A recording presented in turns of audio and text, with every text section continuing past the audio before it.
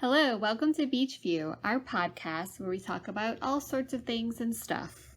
Yes, and if you like podcasts, I have a podcast of Amontillado in my vaults. Okay, so my my first question is, I'm wondering, is it pronounced Amontillado because it's Italian?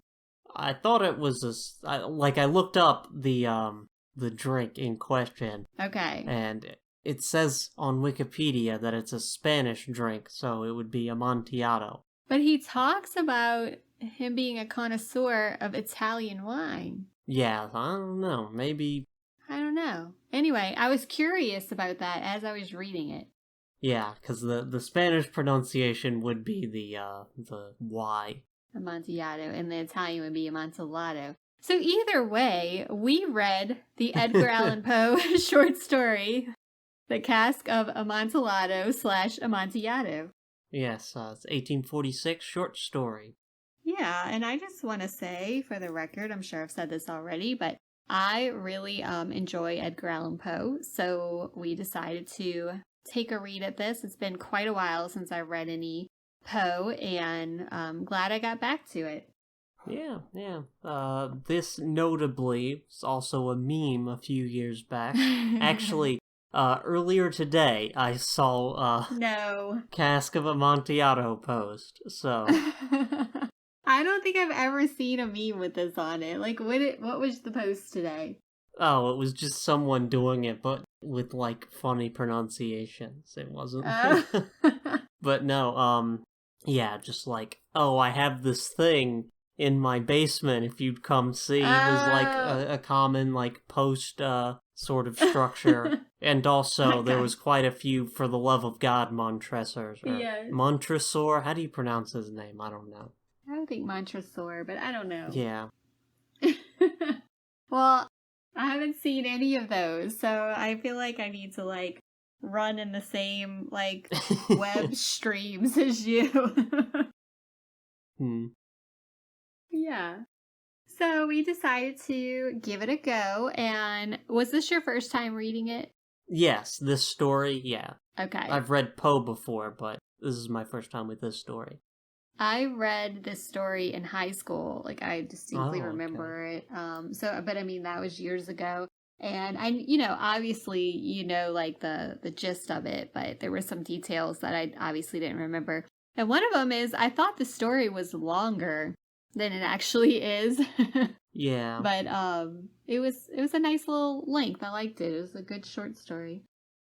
Yeah, so I didn't read this story for school or anything. I was familiar with it because of the meme. I don't know if I was familiar with it beforehand or not, but yeah, so I think probably one of Poe's more popular stories. Yeah, I think so. I think it's a common one that a lot of people know about, and I think it's just funny how meme culture can translate to literature or whatever, But I think that's just funny the way people are introduced to things now. Yeah. So, what'd you think? General thoughts?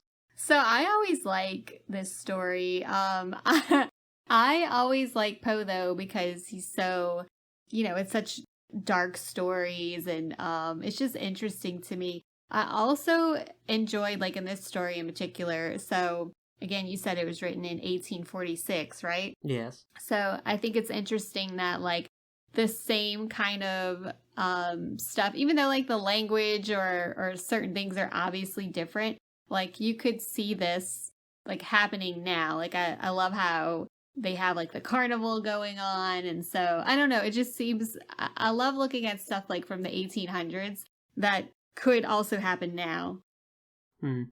I mean, I don't know how many this seems, well, I don't know what the exact deal is with these characters, but they seem to be of noble birth. Yeah. But I think it translates to the same human nature, I guess, transcends time. So I think that's, how many people do you know that would be willing to wall someone up in their catacombs? I just I mean don't like how know he's if like that's human nature. no, like the whole thing how he's like what's his name? Fortunato, like, insulted me one too many times. Like, I'm gonna get my revenge. He like tricks him into like coming somewhere. So actually, I will say this is kind of like the show You. So I didn't put this together before, but the show You on Netflix, and the guy is like a little I'll say like off base, maybe. I don't know. Is a nice way to put it. He's like obsessive and obviously like a killer. And I feel like this is something like that he would do, like lure somebody in. And actually, he does do this in the show at some point, but like lure somebody in, like because they feel insulted by them and like, exact their revenge in some kind of way. So, and how he plays to the guy's like pride and, like that kind of thing. So, anyway, I thought, in my opinion, I think it's interesting that the world was not such a hugely different place in the 1800s in that context. I guess. I just, don't know many people that own, houses that have large catacombs with, yeah. I mean, I guess like in Italy, right? Nor are they, people that are willing to, even the luring part is not just like luring down there to kill them, it is specifically entombing someone. Yeah. Which is a very, awful way to do it. I'm just saying it could happen now, or like how he's saying like, it's during carnival season, so your boy is dressed like a jester and he's wearing, a silk mask. And to me, like, that context is like, it's carnival season here, and it's Mardi Gras, in Louisiana. So, and people dress up all crazy, and it's, that kind of spirited, a lot of stuff happening. Yeah. No one would really notice if somebody, like, went missing, like, y'all don't really have basements there. No, we don't have some places have, like, quote, basements, but they're not really basements, Yeah. But, I don't know if we have catacombs. Like, you never know what's under these crazy streets. But yeah, I mean, we have a lot of potholes that go very deep. So, I don't know. Anyway, the whole, like, context, I was like, oh, that's fun. It's carnival now, like, so that's kind of where it translates to me. Yeah, that's true. I mean, I could totally see somebody, like, drunk at Mardi Gras, like, being lured someplace and killed, right? I mean, yeah, that's legit. That happens. That's also, like, a hallmark of vampire stories, and I don't think anybody says those are relatable to modern day. Come on! I don't know. It's a different mood here in New Orleans, so... Yeah, you'll probably have vampires there, I We imagine. have vampires, yes. So we have lots of, like, undead lore. So, yeah. I don't know. I mean, I feel like it could happen. Look. You never know. Anyway, I felt it was relatable, so... Yeah, don't you ever get mad enough at someone that you want to entomb them? Not I, but I mean, I don't know. Like, I think, but I think, and so the funniest part to me was when, okay, so should we give like background on the story, or do you think like everybody knows that? Yeah, probably do like a plot synopsis. Okay, do you want to give the synopsis? Yeah, sure. So, okay. I mean, I've got to give a real short one because it's a short story, but yeah. So there's Montresor and Fortunato. Montresor feels like Fortunato slighted him many times for whatever reason. It's carnival, Fortunato's drunk and dressed up like a jester. He has jingling bells and all that. You've already mentioned this. So, Montresor, whatever you pronounce that as, he lures him to his vaults, which double as catacombs, with a promise of Amontillado, which is a type of wine. There is no Amontillado, though. He just gets lured down there. Yeah. And Montresor chains him to, like a deep part of the catacombs. Recess, yeah. Yeah, and then starts, like, building a wall to entomb him in that area. Yeah. So it's set in Italy, and the way, like, he lures him down is that he's, like, he knows Fortunato is a wine connoisseur and that he prides himself on this. And he's like, oh, well, I bought this wine and I feel like I'm being fooled and I need you to verify it. But no worries, like, I'll go to my other friend, like, he can do it. And he's like, that guy can't tell Amontillado from Sherry. And he's like, no, I will come.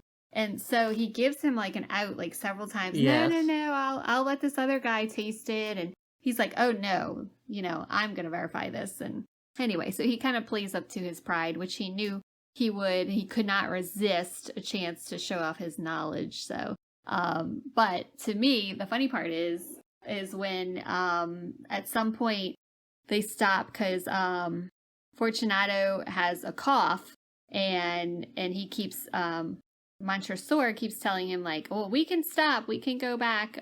Your cough is just going to get worse. It's real damp and it has, nitrate. I don't know what that is, but I'm guessing it's like, mold and stuff. I didn't look it up. I looked it up. It's like a mineral, deposit. Okay. A mineral form of potassium nitrate. Okay. Well, in any case, so it has this funk on the catacombs walls that would be bad for his cough, apparently. And so they like, well, let's drink a little bit. That'll knock the cough out. And Fortunato says, well, this cough surely isn't going to kill me. And Montresor is like, yeah, you're right about that. Which is true. So that's some foreshadowing. And then, so Fortunato does like apparently like a hand gesture that's supposed to be like the Freemasons brotherhood. And he's surprised that Montresor doesn't know it. And he says, oh, well, you're not a real Mason. And Montresor says, yeah, I am. And then Fortunato says, well, prove it. Yeah, he pulls out his he picks trowel. up the trowel, like he's like an actual Mason, which also, to me, that was like the comedic part because that's what he uses to entomb him, so, yeah. So anyway, that part was a little, clever, I feel like. Yes. But, yeah, so, I always enjoy Poe, and I don't read him nearly enough, but this was one of those stories, and all of his stories, they just stay with you forever. So one funny thing, this is a little side note, I was online, like, just looking for the story. I actually have a book, though, with the story in it, but I noticed, like, there was some different, apparently there's, like, different versions. I think one's just like the wording is a little bit different. So I have like an actual book of what I believe is the original story, but there's some that are kind of translated to more like modern terms. So I was looking it up. Anyway, and as I was doing this, I came across a quiz where you had to guess if it was a Taylor Swift lyric or Edgar Allan Poe quote. Oh, God. So of course I did it, but I only got 9 out of 15 right, so that was pretty comical. So anyway, that's my little side note. So how did you feel about the story? Yeah, it's a decent little story. I don't know. It's a very Poe story. A man decides to just murder another one for seemingly no good reason. I know. We're not presented with the slights that he has constantly suffered. Which makes the mystery even more intriguing to me. Yeah, like, there is some indication that, like, the Montresors used to be more, status than they are now. Mm-hmm. So maybe there's something going on there, but, it's not, like, stated. Yeah. And speaking of that, when he talks about, Fortunato asks him about his coat of arms, and he describes it as a serpent biting the heel, but the foot is coming down on the serpent's head. So I think that's kind of like a symbol, as well as, like, Fortunato insulted him. That's like him biting his heel, but ultimately, Montresor is gonna entomb him. So, who has the upper hand? Yeah. So that's an interesting piece of the story as well.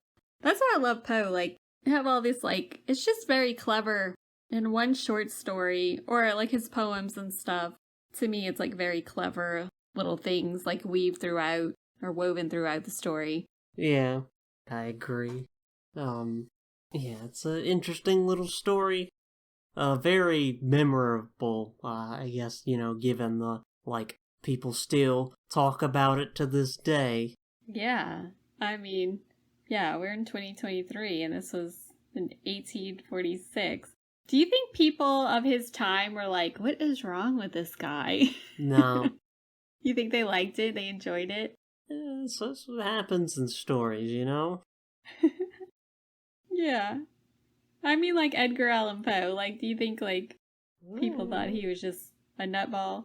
I mean, obviously I don't know what it's like to be a reader in 1846, Yeah. so I can't say, but as a reader in 2023, not even close to the weirdest thing I've read. Yeah, well, obviously, yeah. I don't think it's the weirdest thing we've seen on this podcast, even.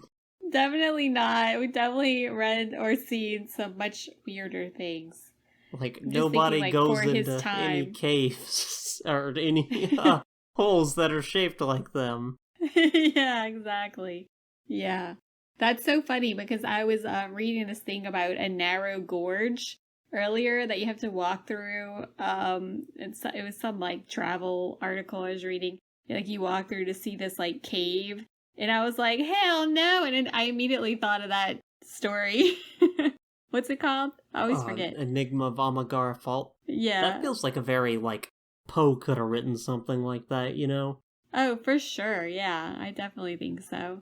But I do, I like these kinds of stories because they are like mysterious and creepy, but they don't like scare me, It's probably why I like it so much. And just don't get drunk at Carnival. Yeah, and well. have someone who's secretly harboring a grudge against you. Right? I mean, you gotta have your wits about you. You ever had an Amontillado? No, I haven't. Oh, okay. Well. I'm definitely not going to be lured into a basement with like, hey, come taste this wine. Yeah. Yeah. If you were to be lured with the promise of alcohol, what kind would it be? Yeah, I don't think anything could get me down in catacombs. I'm sorry. Like, even when I've like traveled to Europe, I'm like, I don't want to go down and see catacombs. Like, I don't like to be like, subterranean. Like, I want to be on land, like, above ground. So I don't even like tunnels. No. Like, I want to be above ground, so. Aren't you currently below water? Same difference, right? I guess, but it's like I'm on land, though. Like, not like under, Yeah. It's kind of crazy how that works. Yeah. But, yeah. Anyway, so yeah, that was an interesting story. I always enjoy reading and then reacting to different things. So yeah, and then, cool. Classic. Poe's a very famous author, so yeah, interesting to look at. Yeah, I mean, it definitely, as I always say when we review things, like it made me want to like keep my Poe book out and read some more. So yeah.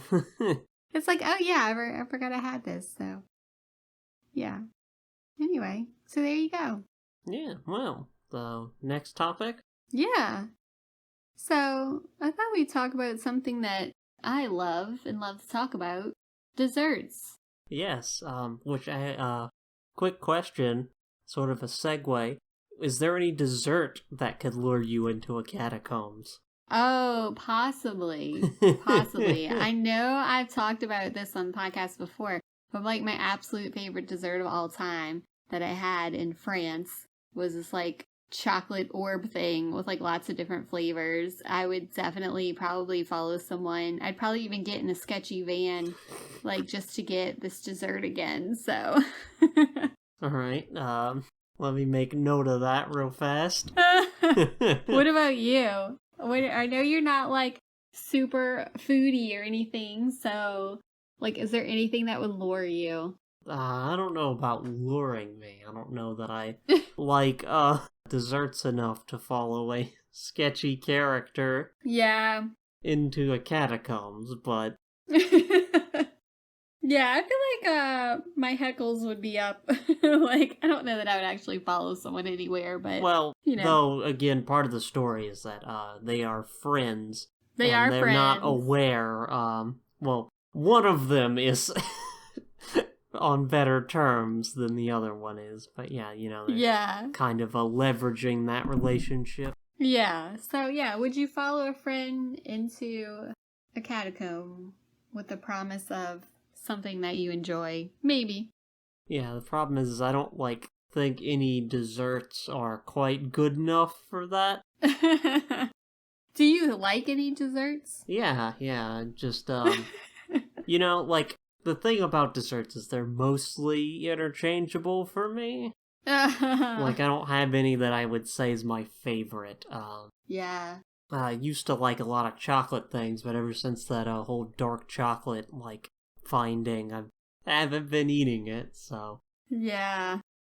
Well, I also read about that, and I have stuck to the brands that are supposed to be good, better, and not have traces of what was it? I forgot what it was. lead and cadmium. Lead and yeah. So yeah, but I still definitely am gonna eat chocolate. So lead be damned. Yeah. But yeah, so you don't have any kind of favorites. No, I'd say then. probably I like chocolate chip cookies usually. Anything Yes. with chocolate and ice cream usually. So Yes. whatever that thing's called where you get fudge and a scoop of vanilla ice cream. Yes. Or an ice cream sandwich. Yes. Do you mean an ice cream sundae? That's a different thing, with isn't fudge? it? Don't you put a banana and stuff in that? No, that's a banana split. An ice cream sundae is usually vanilla ice cream with hot fudge on top. This picture I'm looking at is showing a strawberry. I mean, they put cherry on top if you want it. No, this is all strawberry. No, I don't know what you're looking at or where you're getting your dessert so according facts. to Wikipedia, a sundae is an ice cream dessert of American origin that typically consists of one or more scoops of ice cream topped with sauce or syrup and other toppings such as sprinkles, whipped cream, marshmallows, peanuts, or other peanuts fruits. sometimes. No, it's hot fudge, and then sometimes people put peanuts on it, which I don't do that. I don't think that's a sundae. That is definitely a sundae. I can tell you from years. That's not what Wikipedia says. Wikipedia is crazy. I can tell you from years of experience. I used to ride my bike to McDonald's and get a hot fudge sundae all the time. Oh, okay. See, you're putting hot fudge sundae. See, that's an adjective sundae. Oh my goodness. A sundae is just something with any sort of other crap in it. We'll go to any ice cream shop, okay, and order a sundae, and you will get vanilla ice cream with hot fudge on it. I don't know about the fudge part. I mean more I don't know what it is. It's maybe you a mean brownie the chocolate thing? Yeah, I know you're talking about. So I had ice cream last night that was is chocolate ice cream with chocolate fudge in it. So it wasn't, it's hard, not hot fudge, and chocolate chips, and it was delicious. I just had one scoop because I was I already ate king cake. Yeah. So yeah, and as desserts go, so I think you already know king cake is my favorite season. Yeah. And not every place has king cake season, so it's very sad for those places. But this past week, I actually had a king cake party at work. So this is a common thing that friends, family, coworkers will do. So everybody brings a different king cake from a different place. And then you have basically a taste test, and you decide, you rate the king cakes, which one's the best. So that was fun. So I had 7 different king cakes this week. Did you get the baby? No, so we didn't do the baby because we all bought a king cake this time. But one person was like, "Can I have all y'all's babies? Because my son really likes to play with them." So we're like, "Okay, so you can have the babies." But so that was fun. But anyway, so king cake is one of my favorite things, and you only get it I say once a year, but it's like from January 6th, which kicks off king cake season or carnival season, to Mardi Gras is when you get king cakes. So that's my favorite. And then, like, as far as desserts go, I'm definitely like a chocolate. Like, I love all things chocolate. So, but not milk chocolate, not white chocolate. All right, yeah. It's got to be dark chocolate. Yeah. So you can see how that recent finding has kind of put some turmoil into my life. But I think if you stick to, the brands that are on the okay list, you'll be okay. I was cutting my losses and saying, I'm not going to eat more lead. No, and then proceed to eat stuff that probably also has lead in it. I mean, what's a little lead ever hurt, No, I'm just kidding. But I do feel like restaurants, like if you go to like a quality restaurant, they should be using high quality ingredients and not lead-laden ingredients, right? Okay, but like the thing is that even the high quality chocolate brands were having lead issues and cadmium issues. Yeah. For dark chocolate. It wasn't like the high quality stuff was filtering it out. It was like it just gets places, like heavy metal contamination. So gross. And it's in like a lot of different plants and animals and stuff. So now whenever I go to eat a chocolate dessert at a restaurant, I'm gonna have to be like, is this on like the okay list? Like, what kind of ingredients are you using? Yeah. But I agree with you. Chocolate chip cookies are like my favorite delicious cookie. Like chocolate lava cake or like flourless chocolate cake. Basically everything chocolate is my go-to. But turn that around, key lime pie is all-time favorite pie. Yeah, that's one of the few pies I like. I think that and pumpkin. Oh, pumpkin's not a huge good. Pie fan. Yeah. I prefer other pumpkin things though, like muffins or. Yes. They'll make those seasonal pumpkin like donut things, like donut holes and whatnot. Those are pretty good. I like pumpkin scones. I don't know. I think are really good. Oh, you gotta get one. Pumpkin muffins for sure. Yeah. Like, I like the bready stuff like you. Pumpkin stuff. Speaking of, like, muffins and stuff, you got any favorites of those? Blueberries or whatnot? Oh, yeah. I love a classic blueberry muffin. I also like banana muffins, like banana nut muffins, but I don't like the nuts. I make this one recipe I have is banana streusel muffins that are delicious. And I mean, lemon poppy seed are like, they're okay. I'll eat it, but they're my favorite. Like apple cranberry muffins are good. I don't think I've ever had that. That sounds interesting. I love muffins. In fact, like Travis, my husband, one time was making fun of me because I was like all stressed out and I don't remember what it was about, but I was like, I need a muffin. And he was just like, laughing. He's like, what? Like, what? So now every once in a while he'll just be like, I need a muffin. Yeah, like in the same sort of tone as like, I need a cigarette. Yeah, exactly. And I'm like, well, so baking like de-stresses me. And I really love to bake muffins when I'm stressed out. So I try not to do it. I used to bake a lot more, but in the, focus of being more healthy, I don't bake as many desserts anymore. So, but I do love a good homemade. And I'm not talking like store-bought anything. Like everything needs to be homemade. I'm not here for store-bought stuff, so. No, I like store-bought junk. No. Yeah, very sort of, the honey buns and those sorts of things. No. Oh, no. They're good. Mini donuts. No. I like to think that I have a more sophisticated palate, but candies, I don't know like true. M&Ms or whatever. No.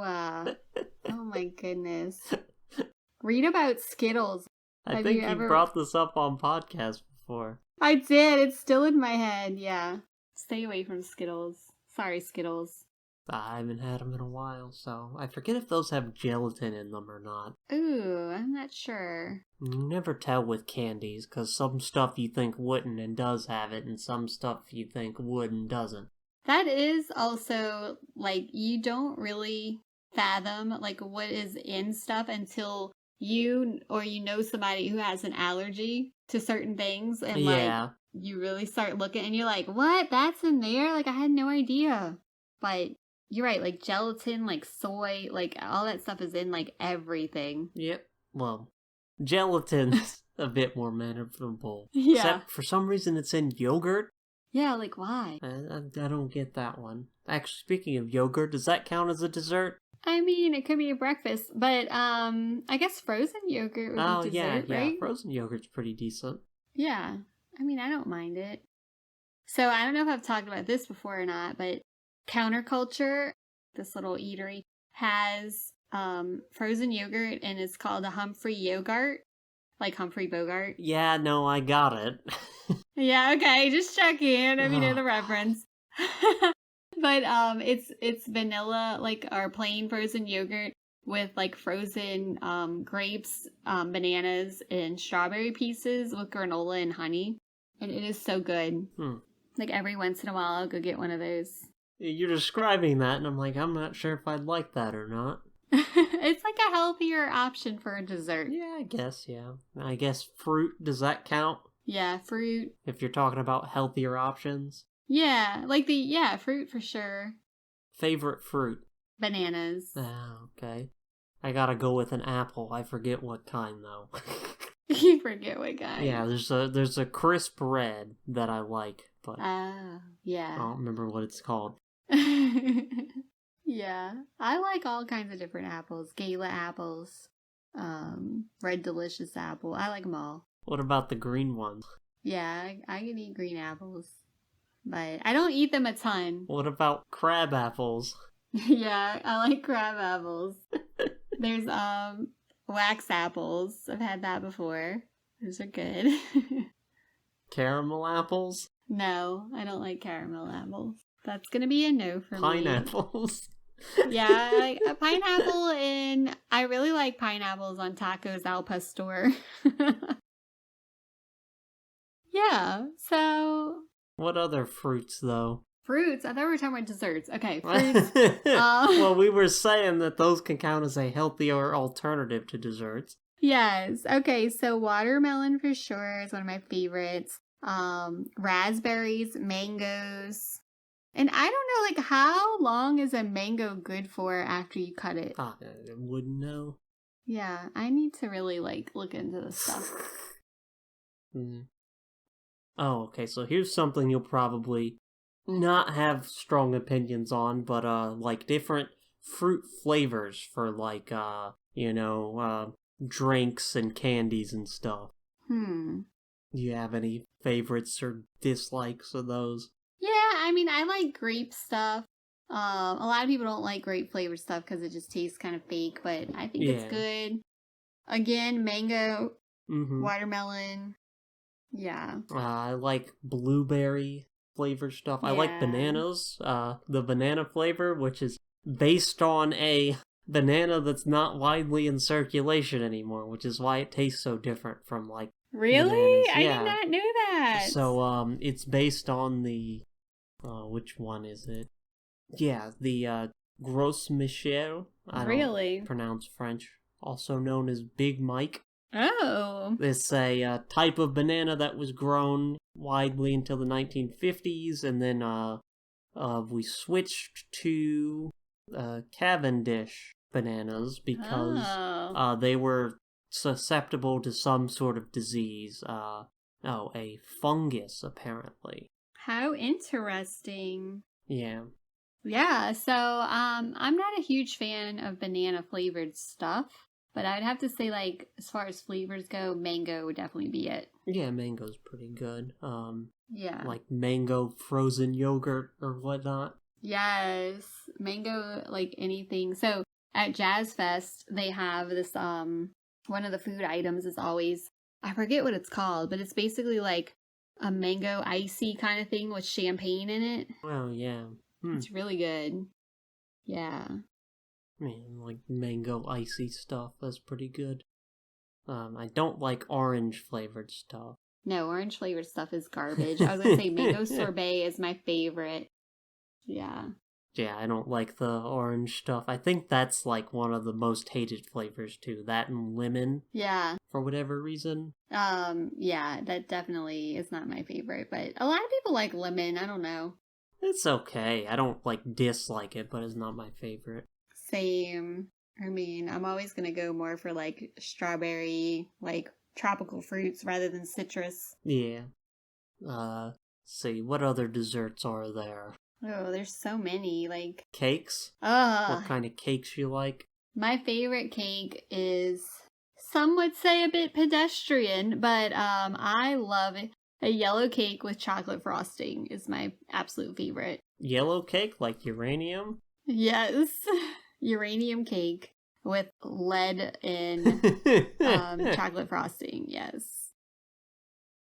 So that's my favorite. I also love chocolate, like a dark chocolate cake.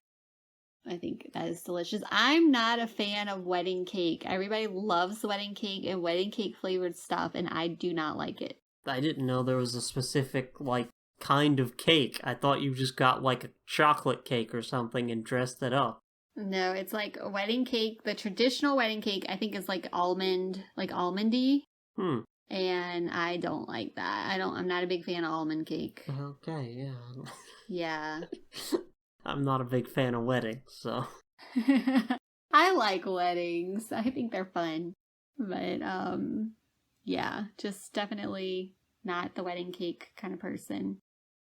Although my own wedding cake, I got a local type of cake from St. Lucia, and it was so gross. I still regret spending money on it. So just in case you wanted to know. Yeah, I don't really eat cakes much anymore. I never like frosting. Like that. Blech. Yeah, I definitely like a more chocolate frosting rather than a sweet frosting, you know? Yeah. And forget about petit fours. I don't know who likes that garbage. I don't know what that is. Petit fours, they're like the tiny little, they're also like almond.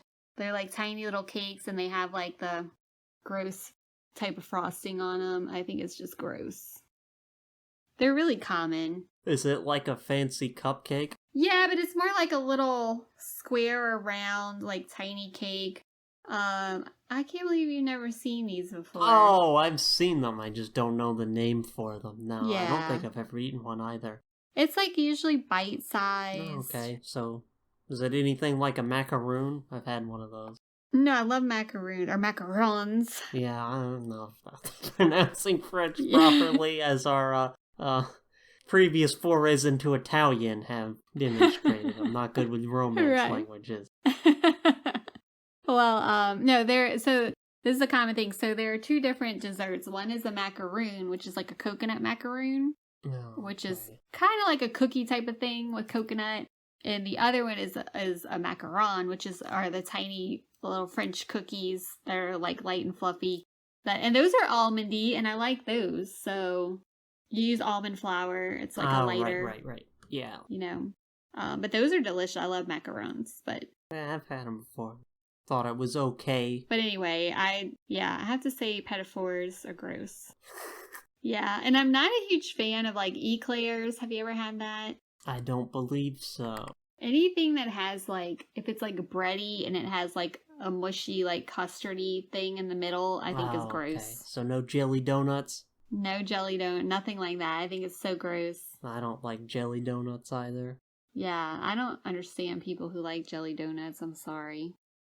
But that's basically where I land on that, so... What about pastries? Do you consider those desserts like the sort of you go into a coffee shop and buy them? Yeah, I think they're more desserty. I mean, I know you eat them for breakfast a lot, but I think chocolate croissants are are my favorite all-time pastry. So again, with the chocolate. Yeah. But I don't like real sweet stuff. You know, I like more of the bready or, that kind of stuff. What about a cinnamon roll? They're not my, super favorite. I do like them, and king cake, honestly, is a lot like cinnamon rolls. Yeah. But, sometimes cinnamon rolls are too squishy for me. I don't think I've ever had that complaint about a cinnamon roll. Yeah, just too squishy. I don't know. It's definitely a texture thing for me. Yeah. Cinnamon rolls are good, but they're like I'm not gonna pick out a cinnamon roll from a lineup. I'm gonna get the chocolate croissant, you know. Yeah. But yeah, I don't know. So one thing like that my family makes here, that I've never seen anywhere else is banana pie. And I think that's delicious, but it's just like a basic dough with sliced bananas on top and like butter and cinnamon and sugar kind of thing. And I think that's really good, but I want to experiment with it and do like a graham cracker crust and like, like do some kind of different. Yeah. And I haven't done that yet, but I've only ever had that at like family functions, never seen it anywhere else. So I don't know where it came from, who started making it, what, but yeah. It's definitely a family thing. So I don't know. Do you guys have anything that's like more common where you are? I mean, not that I can think of off the top of my head. I'm sure there are stuff, and it's just not coming to mind. Yeah. Oh, this is making me want some dessert. Okay, well, how about, to reverse that feeling, what are your least favorite desserty things? Stuff you just can't stand? Oh, so I don't like anything with almonds. Oh, of course. Or nuts on it for desserts. I think like nuts just absolutely ruin desserts, which a lot of people will completely disagree with me. But I feel like almonds and pecans are the worst nuts ever. So pralines are really big down here. Everybody loves pralines. I do not. It's basically like syrupy, sugary, like caramelized on top of pecans or mixed in with pecans, and I don't like pecans, so I don't like pralines. I'm probably like the only person here who doesn't. So not a fan. And I don't like, I can't say I don't like citrusy because I do like some, like I love key lime pie and lemon meringue pie, that kind of stuff, but that's about it. What about you? Probably like certain kind of cakes or cupcakes if they have like really bad frosting and they're just kind of like mediocre in the like bread part. Yes. Those are pretty bad. Yeah, I don't know. Yeah. There's a lot of stuff I don't like eat, but I don't know that I'd say is like bad necessarily. So, Coke float, root beer float, stuff like that. Oh, like yeah, putting ice cream in a soda. There's way too much sugar, and it ruins the soda. Yeah, I prefer sorbet with champagne is where it's at. So that's the only float I will drink. But also, I don't like baklava. A lot of people love it. I do not think it's good, or anything with shredded coconut I don't like either. Yeah. So there's that. And then also, I don't like when people make homemade tiramisu. Have you ever had that? No. Well, basically, you take these little cookies called ladyfingers and you soak them in espresso, sometimes in like rum, I think. And when people make it homemade, they just soak the cookies for way too long. Oh, yeah. And it just tastes like a mess. Yeah. And it tastes like a mess. That's the only thing I think of. And sometimes it tastes like way too alcohol-y and it's disgusting. Ooh, yeah. So I'm sorry to all the people whose tiramisu I ate, but please stop making it. Make something else, please. Thanks. So, yeah, that's our dessert roundup, I feel like. Yeah. I feel like we've been pretty comprehensive. Most of my preferred dessert stuffs are like the crappy store-bought like garbage. Like, yeah, or like candy, you know? Eat that as a dessert. Oh my goodness. So gross. Maybe the rest of your diet offsets it. I don't know. I don't know. To me, like, the main thing I'm there for is, like, the sugar. Yeah. And, like, I don't know. I don't feel like any of, like, you know, really, like, well-made, you know, professional desserts. Like, I feel like that's way more effort to put into something when I could get the same feeling by just eating. No, I'm definitely like honey bun or mini donut, you know? I don't even know you right now. I feel I think like quality is definitely, and I'm not here for all the sugar. Like I'm here for the flavors, you know? So, and the textures and the pure chemistry of making desserts. Not here for the honey buns. No, I definitely think it's an art, and like in my other life I would be a pastry chef. So, yeah. Anyway, so there you go. I have a great appreciation for desserts. All right, well. Yeah. I guess, yeah, we don't have anything else. I'll take us out. I mean, I could talk about desserts forever, but I will spare you. Well, if you want, I can say candies I do and don't like. No, it's okay. We're good.